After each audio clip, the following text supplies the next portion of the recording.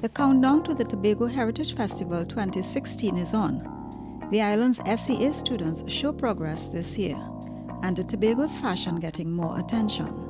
Info Update, bringing you the latest news, views, and reviews, along with responses, comments, and events affecting you. Brought to you by the Information Division of the Tobago House of Assembly.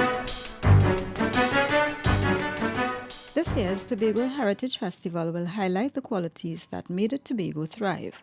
Here's more.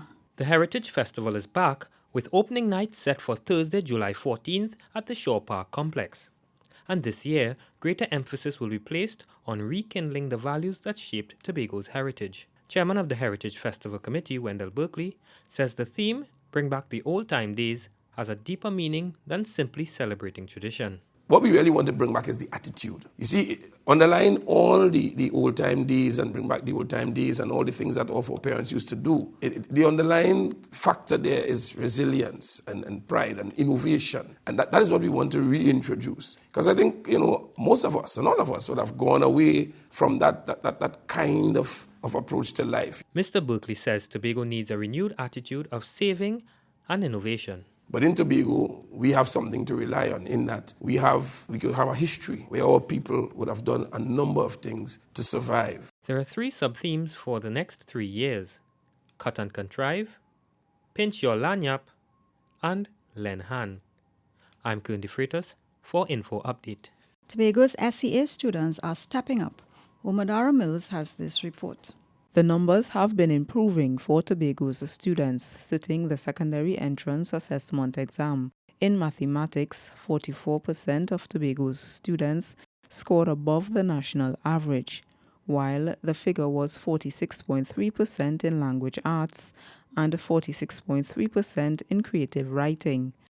The Secretary of Education, Youth Affairs and Sport, Yui Cadet, says there's still work to be done in some areas. Our initial early analysis suggests that, of course, there is a need for us to continue to do work in the area of mathematics and language arts. We continue to see good performances in creative writing. And, of course, for 2017, there will be no continuous assessment component. And, therefore, the necessary adjustment in how our students are prepared will have to be made.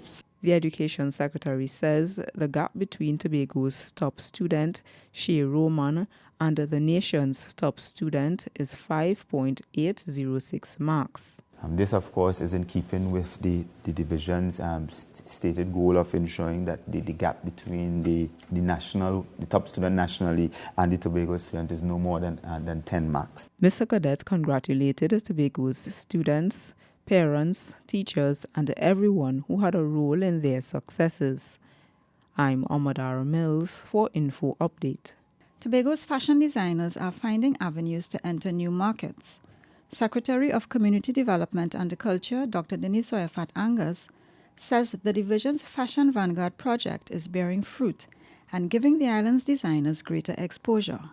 Fashion Vanguard is a project that the Division of Community Development and Culture, in collaboration with Vice Versa Limited, would have started, where we had our designers showcase their pieces in Japan, and subsequently we held an international buyers market at the Lowlands Community Center.